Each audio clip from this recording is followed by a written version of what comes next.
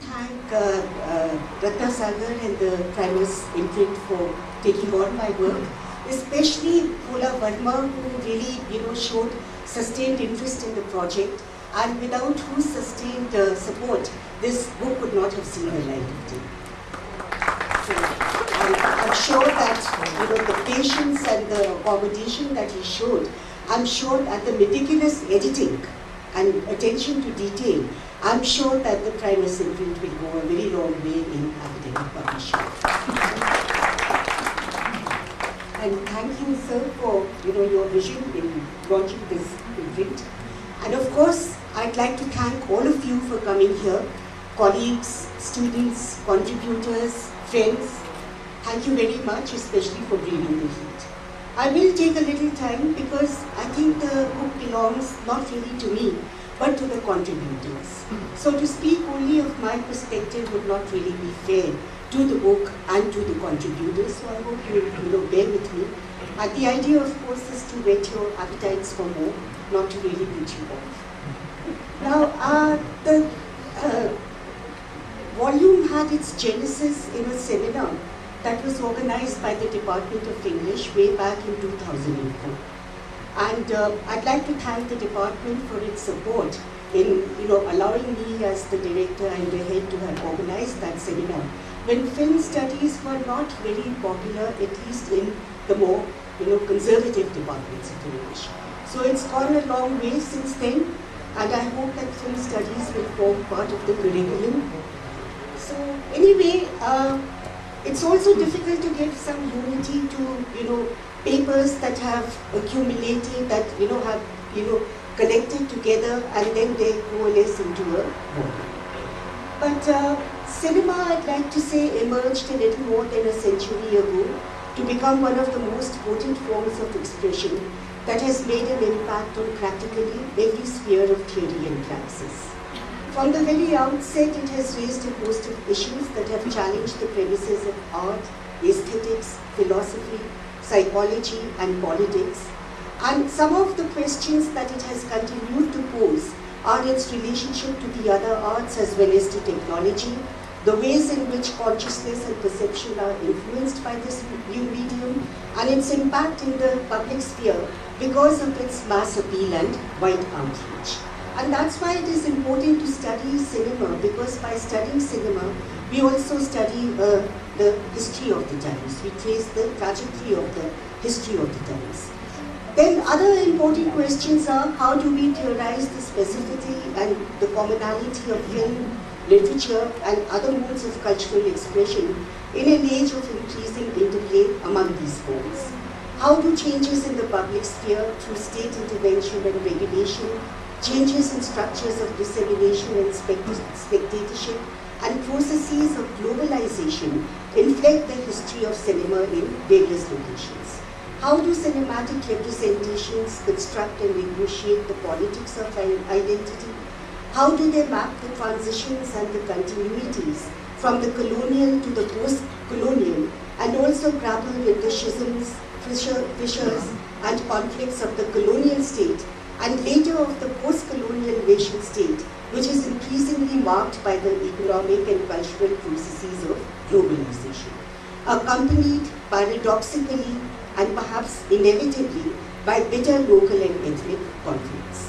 So the present volume really aims to address some of these questions with a focus particularly on issues related to the shifting responses by the colonial state, the Indian nationalists and intellectuals, and the popular press to the emerging medium of cinema with its creative potential, its threats as well as its challenges, then the local, national and global financial networks within which cinema is located, the politics of violence, communalism and terrorism as negotiated in cinema, and the representation of identity politics, and last but not least, the complex ideological underpinnings of different adaptations.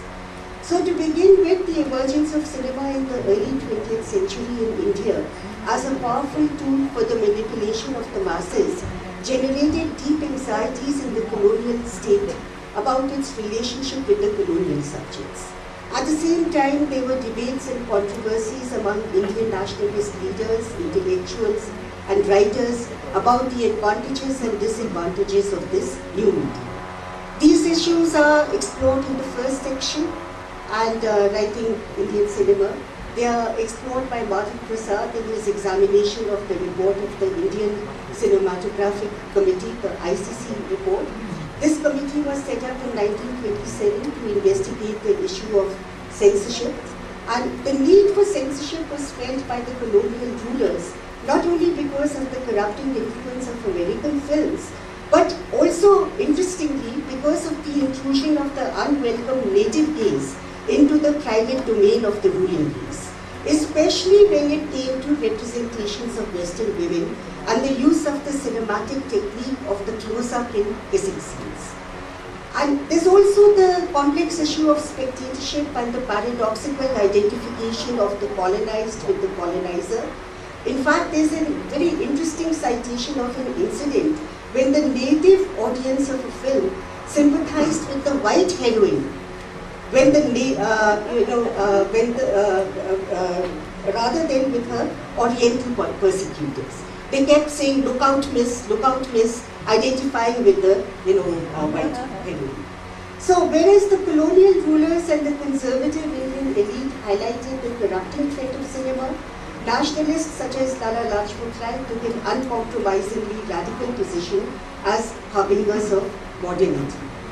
But for several decades, as Prasad points out, the Indian state continued with the same censorship rules, informed by the same colonial logic, with the nationalists taking refuge in the conservative opinion that they had so firmly opposed earlier. All of us are familiar with those censorship debates.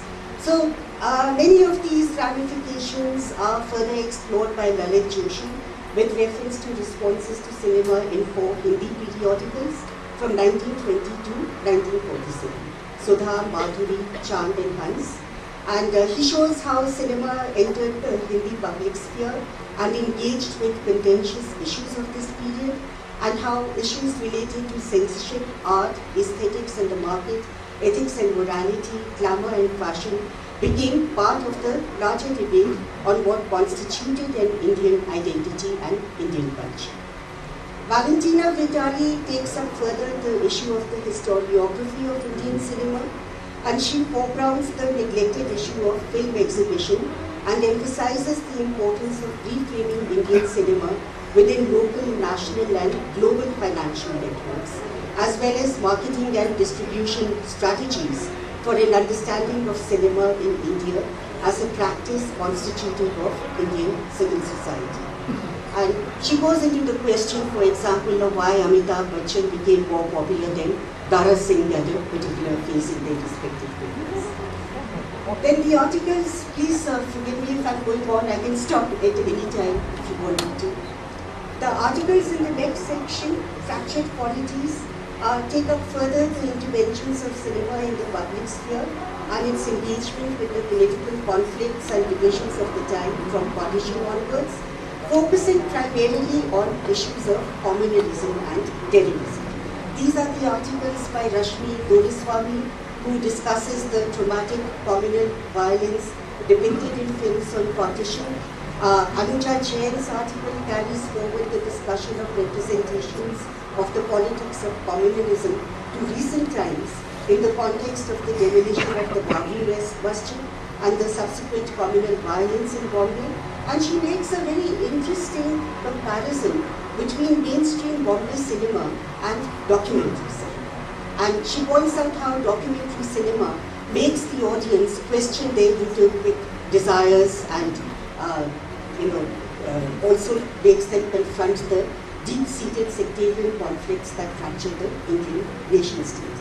Then Priya Jayakumar takes up another film of Mani Ratnam, A Peck on the Cheek, Kanatil Mutha Mittal, to discuss contemporary representations of terrorism in cinema. And she also points out how,